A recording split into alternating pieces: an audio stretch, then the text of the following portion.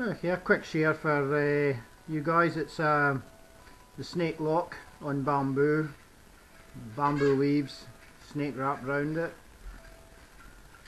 quite nicely cast, padlocked, and this is the key.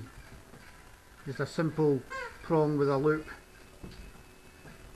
Insert it in at the head, push back. You should see this end moving slightly. I'll push it in and I'll do it again, and then it goes and it just comes out.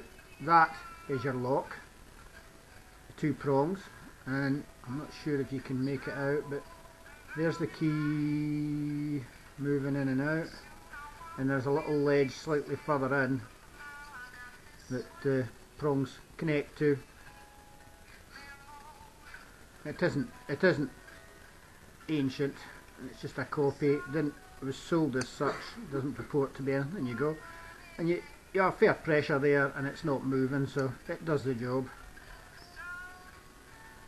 There you go, and that's it. Cheers.